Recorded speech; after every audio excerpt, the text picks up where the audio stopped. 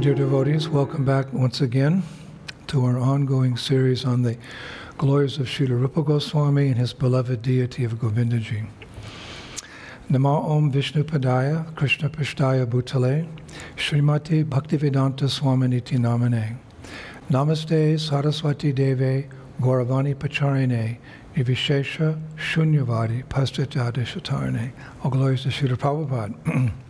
So, today we're continuing to follow Srila Rupa Goswami's deity, Govindaji, or Govindaji as we say these days, as he evades capture and destruction during the reign of the Mughal tyrant Aurangzeb.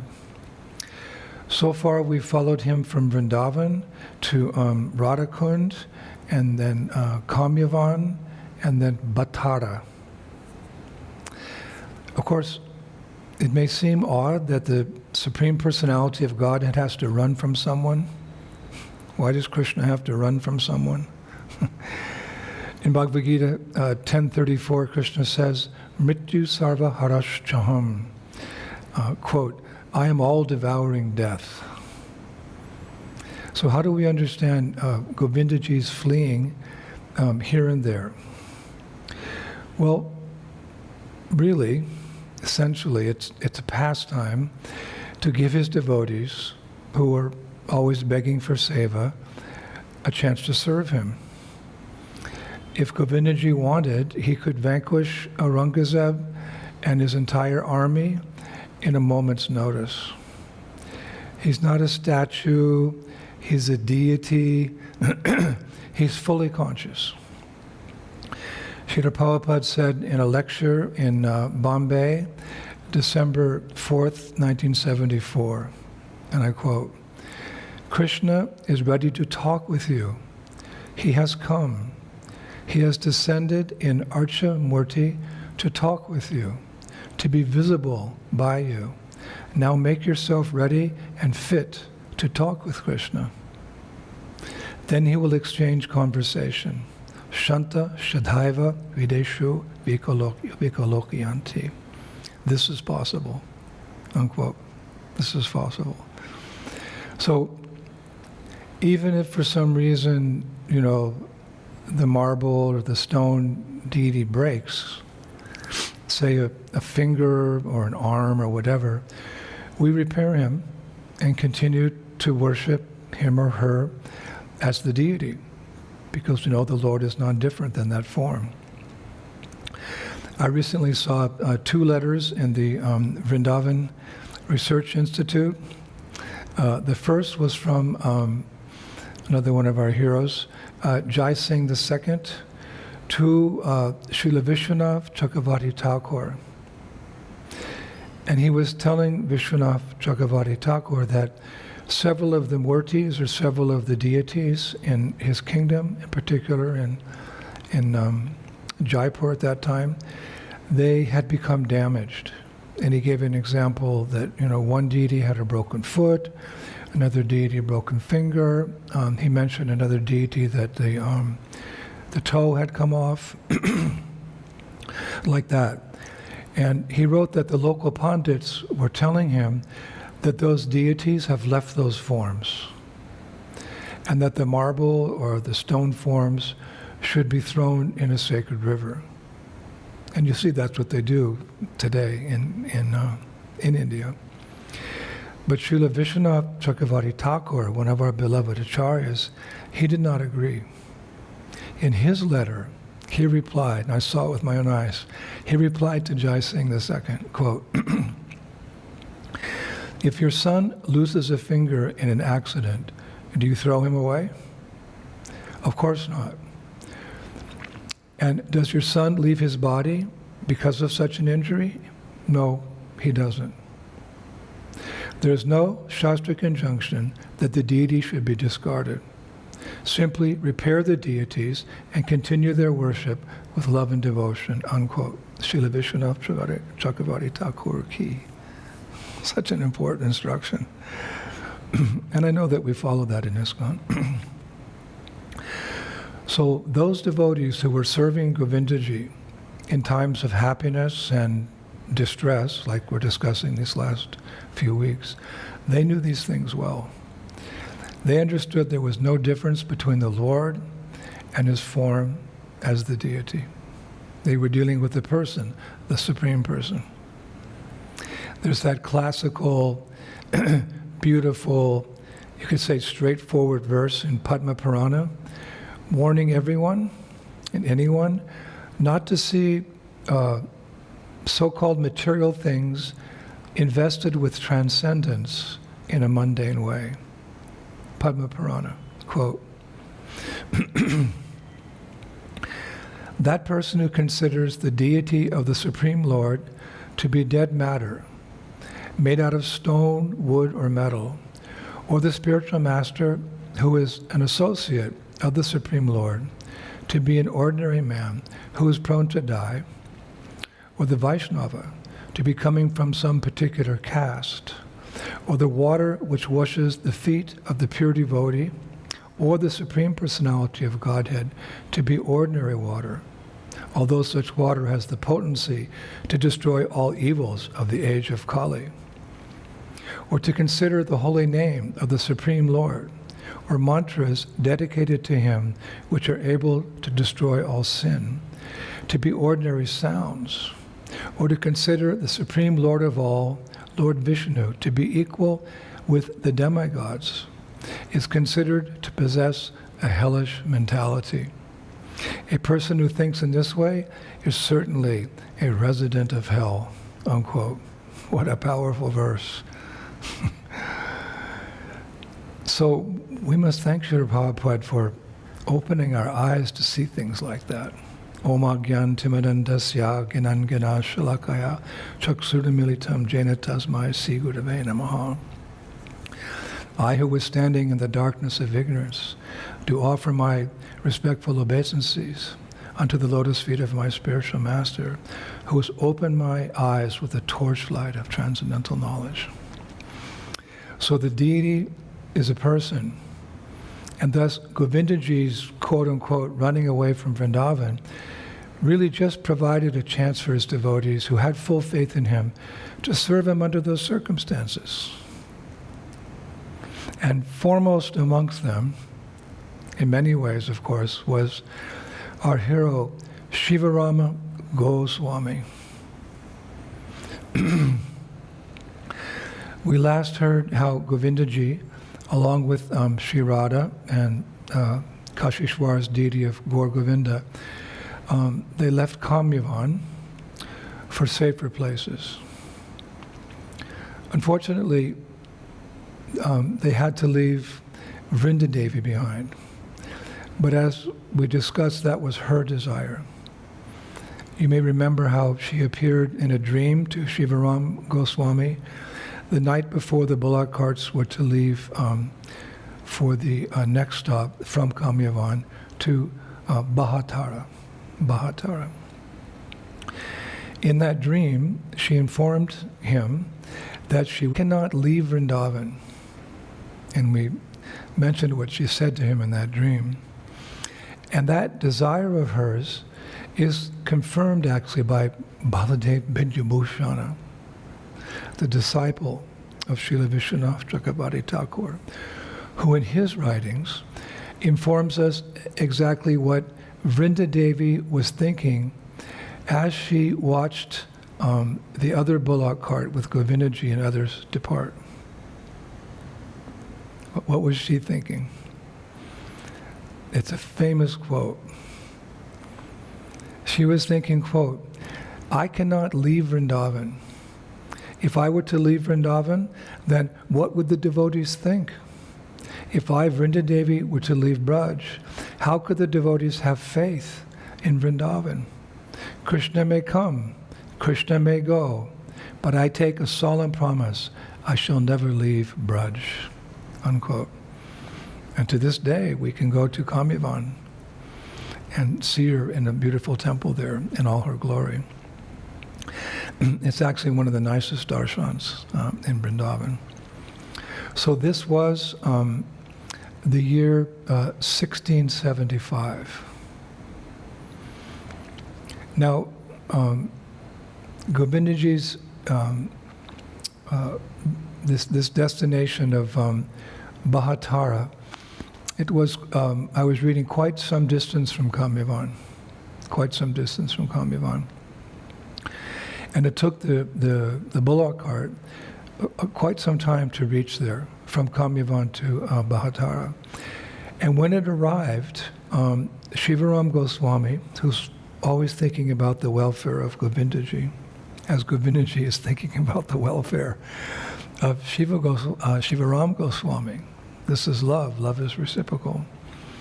So Shivaram Goswami was disappointed when they arrived in Bhattara, because he immediately saw it was not a very developed place. It wasn't a wealthy place like Kamyavan, because in Kamyavan he could procure all kinds of goods and paraphernalia for the worship of Govindaji. But he quickly understood that in Bhattara, which was really a small village, he would have difficulty even getting basic supplies.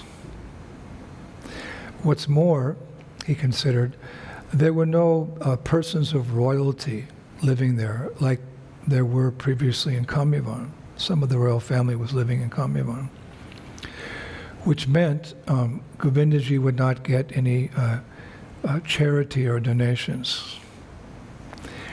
And actually the situation became critical after 2 months. So Shivaram Goswami, he traveled alone, he left alone, and he traveled many hundreds of kilometers south to Amer, which was the capital, the seat of that king, Raj Ram Singh, who had already offered so much help. And he personally related the difficulties that he was having in worshiping Govindaji in Bhattara. So Ram Singh the first, he kindly gave an order to shift the deities to a fort another distance away, which was built by his father, Jai Singh the First. And that fort later became famous as Govindagar. And this fort, I was reading, it's where his father, Jai Singh the First, used to come and spend time after winning big battles. And it was considered very safe because it was surrounded by a dense forest.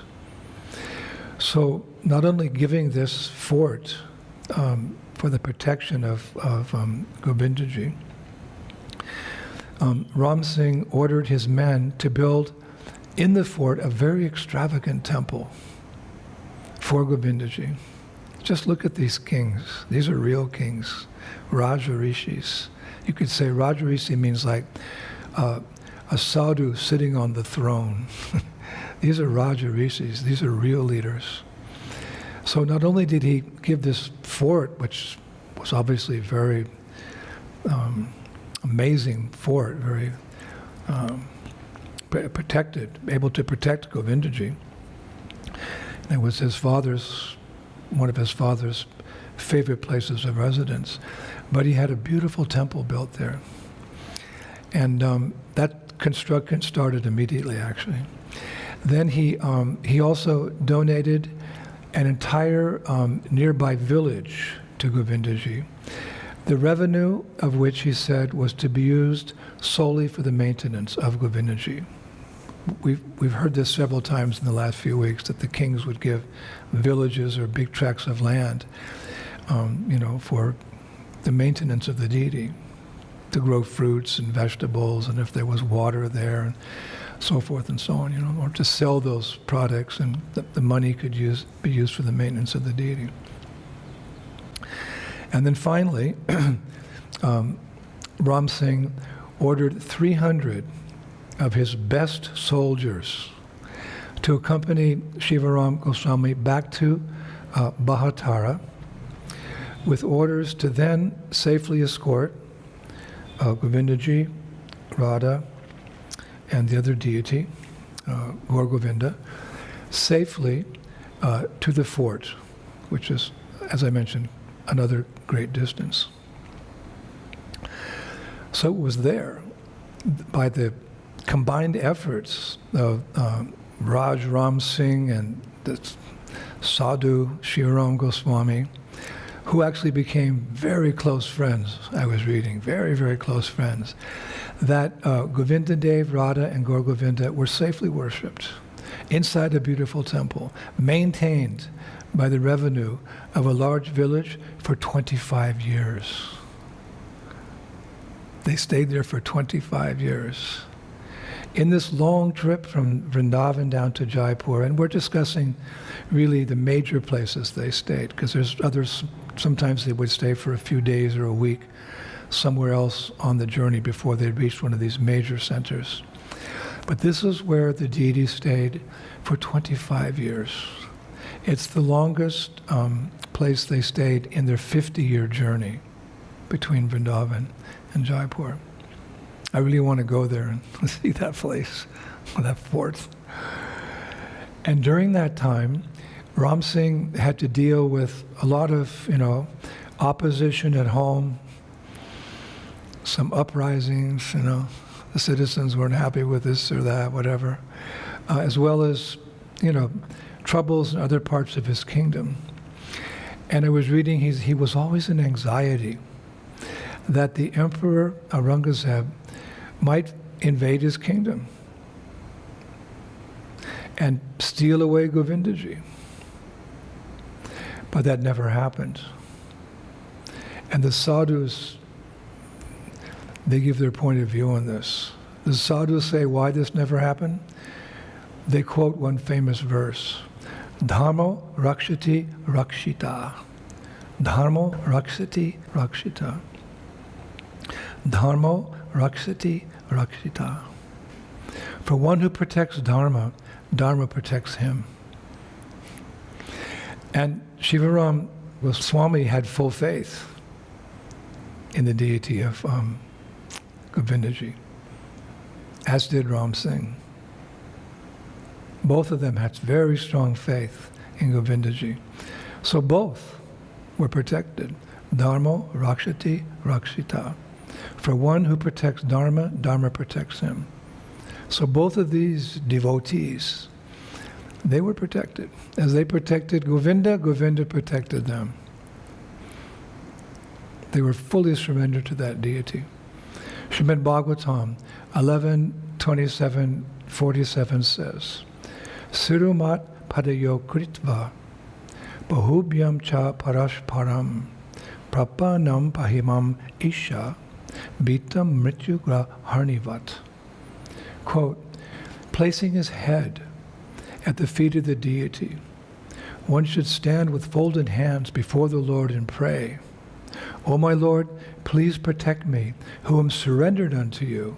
I am most fearful in this ocean of material existence, standing as I am in the mouth of death. So we can learn from these two devotees, Raj Ram Singh and Shivaram Goswami, how to take shelter of the deity and receive their protection so that we can continue our service to Srila Prabhupada, push on the Sankirtan movement. So unfortunately,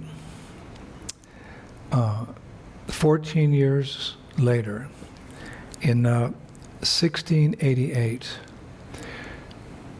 our beloved Shivaram Goswami passed away of natural causes.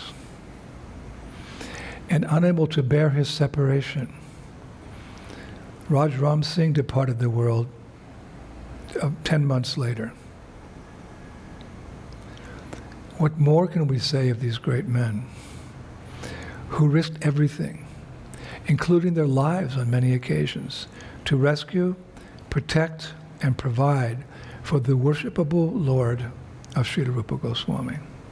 If not for their efforts, we would not have the great privilege to go to Jaipur, to this very day see Radha Govinda standing in all their glory on the altar there with Gaur Govinda.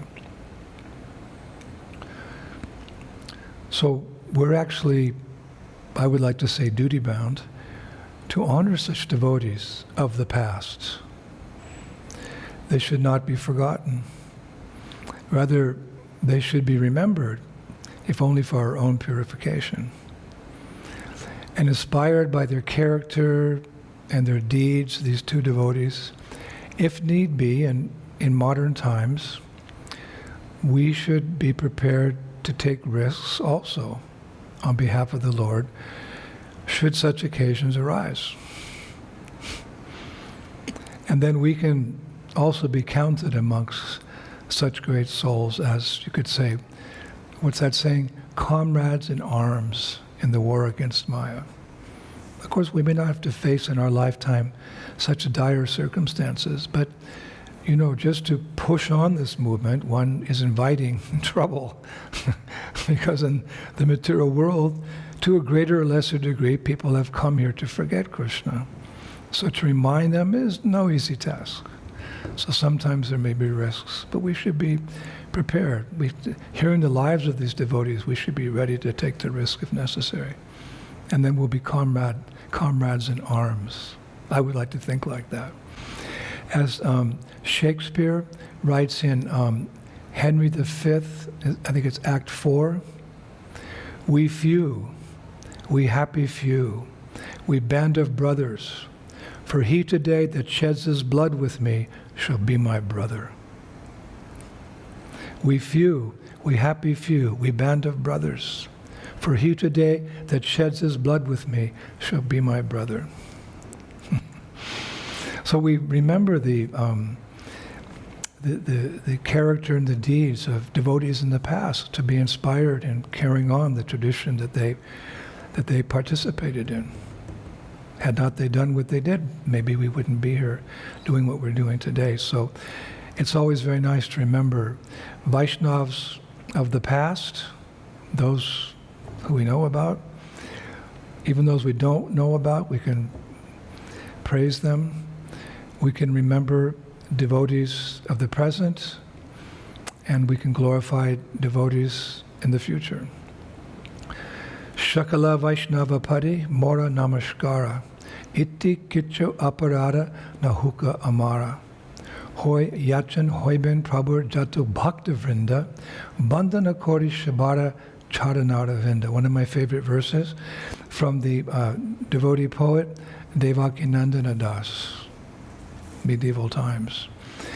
He writes so nicely, I offer my respectful obeisances unto the lotus feet of all Vaishnavas, praying I will not commit offenses in my attempts to please them.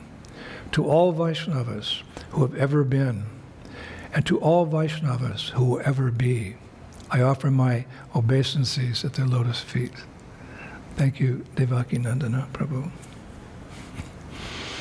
Actually, I've been so inspired by, Shivaram Goswami in his exploits to save Govindaji, in his service to Govindaji. I mean, remember when Aurangzeb's army descended that fatal day in Vrindavan, he was the one who rang the bell and rallied the troops, so to speak, and encouraged everyone to go back and hide their deities, etc., etc. And along with his team, he personally rescued Govinda, Radha, or Govinda, hid them in the lake, made a plan, put to sleep all the Muslim guards with opium smoke, sent the bullock cart. I mean, these are, now it's easy to listen to, but you can imagine how intense it was at that time, how indebted we are to this devotee, Shivaram Goswami. And I never heard of him before.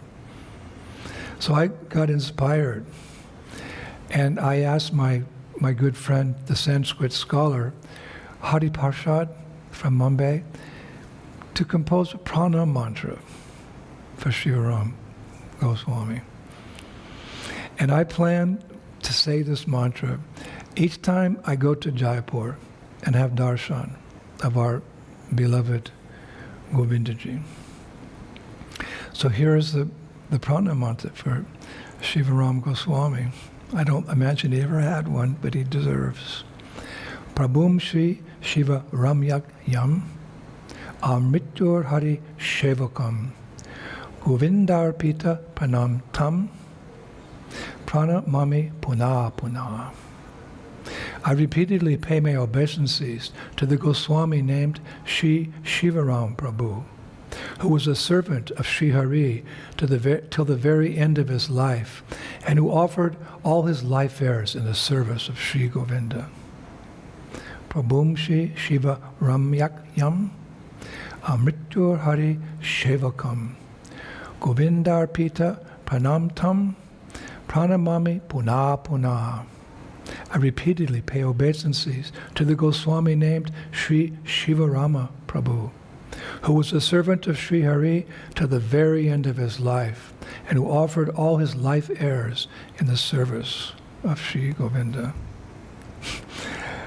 And sometimes I daydream, if somehow we could meet these devotees on our journey back to the spiritual world, such devotees like that. Svacha prakriti tat snigdo madhuryas tirtha burninam muni punat apam mitram ikshopas parsha kritinai. Bhagavatam says 11:744.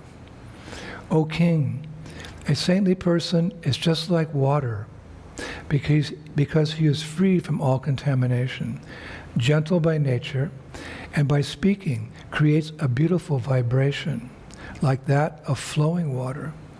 Just by seeing, touching, or hearing such a saintly person, the living entity is purified, just as one is cleansed by contact with pure water. Thus, a saintly person, just like a holy place, purifies all those who contact him because he always chants the glories of the Lord. A perfect description of our spiritual master, Srila Prabhupada, as well.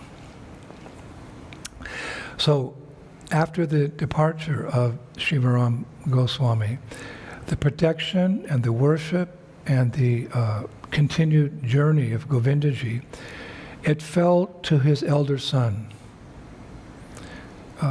Krishna Chandra Goswami. Now you may remember that his father, Shivaram Goswami, also acted as his guru and had given him a personal instruction. You remember, to stay in Kamyavan and worship Vrindadevi because she didn't want to leave. So Shivaram Goswami said, to his elder son, you stay here and you worship her. So that simple instruction he took as his life and soul, as his very life and soul. So Krishna Chandra Goswami couldn't take over the worship of Govindaji. So that service then was taken up by his younger brother, whose name was Govindacharan Goswami. Govindacharan Goswami. So now we hear about another wonderful devotee.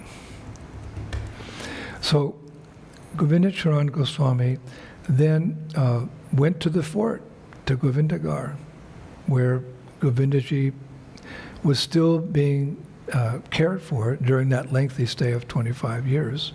That period had not concluded yet, so he went there and he served. It is said that Govindacharan Goswami was I was reading, a master chef, and his specialty was making sweets. So that's what he did. I mean, he made, he cooked every day for Govindaji, but he was really, really good at making sweets for the Lord. So one day, he made luglus for Govindaji, and then sent them with some soldiers who were going to see the presiding king of Amber after Ram Singh, whose name was Vijay Singh, later to be known as the great Jai Singh II. We're going to hear more about him a little bit today, and in the final class, actually, in a few days on this great journey. Jai Singh II, such an amazing devotee. So at that time he was called Vijay Singh, and he was actually a young man, but young and 10, 11 or something like that, 12, I can't remember. But still he was seen as the king. He had his helpers, his assistants, and his ministers helping him rule the kingdom. So when our Jai Singh II tasted those luglus as a young boy, he asked for seconds. It's famous. Can I have more? Because he liked them so much. In fact, later on, he sent one of his royal chefs, Jai Singh II, sent one of his royal chefs named Maharaj Kunwar, to learn the recipe of those luglus from Govindacharan Goswami at Govindagar Fort. He said, you go up there, you learn that recipe, bring it back so we can have luglus here. Now it's really interesting that those same luglus, that same recipe, are still being offered daily to Govindaji in Jaipur. Every day in the Jaipur temple. And then they're sold or given to pilgrims. And I know for many of us in ISKCON, that's one of the special treats. When we go for darshan of Radha Govinda in the Jaipur temple, that big temple, there's a little corner where they're selling those luglus, same recipe. And the residents of that town, they like to buy them and then distribute pieces of those luglus to all the pilgrims who are coming. I think I've had many in my lifetime, but I didn't know the history of those luglus. It's so interesting. Now, I also, in the Institute, I was also reading that this Govindacharan Goswami, he was always very well dressed, especially while doing puja for Govindaji on the altar. He was famous for wearing blue silk dhotis and decorating himself with various types of expensive ornaments, jewelry, while on the altar. And once some devotees asked Govindacharan Goswami why he wore such expensive ornaments and nice clothes by worshipping Govindaji. So Govindacharan Goswami replied, it's a very nice reply, and I quote him, "Just as a minister who represents the king dresses up nicely before going to see the king, so I worship the king of the 14 worlds, Lord Govindadev, and therefore I must dress nicely while I'm before him, and all the while I'm representing him." So, after 25 years of being safely worshipped in Govindagar,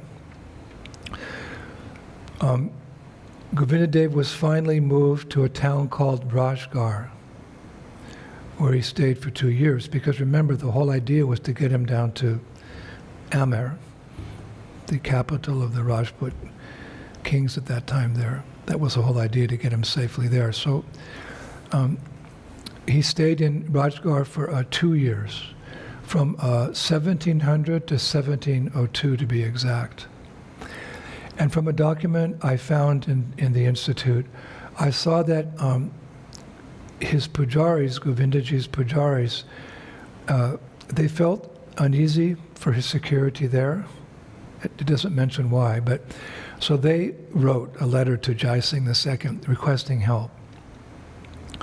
So Jai Singh II had Govindaji shifted to yet another village called Kava in late 1702. And by this time, Emperor Aurangzeb had become much, much older, more reclusive. As a result, his attacks on temples and deities and his looting of Hindu towns and villages, it was all falling apart. And then finally, in the year 1707, he died. Aurangzeb died, which caused a huge celebration amongst the Hindu population in his vast empire. And it's quite a description, actually, of these celebrations at that time in history. And while I was reading about all the festivities, I won't go into the details here, but you can imagine, while I was reading them, I was reminded of one verse from Srimad Bhagavatam. Srimad Bhagavatam, 7th canto, 9th chapter, verse 14. Quote, "My dear Lord Nrsingadev, please, therefore," this is Prahlad speaking, "cease your anger now that my father, the great demon Hiranyakashipu, has been killed. Since even saintly persons take pleasure in the killing of a scorpion or a snake, all the worlds have achieved great satisfaction because of the death of this demon. Now they are confident of their happiness, and they will always remember your auspicious incarnation of Nrsingadev in order to be freed from fear." Unquote. Sri Prahlad Maharaj ki. Similar, everyone was celebrating when the Asuras is killed or dies.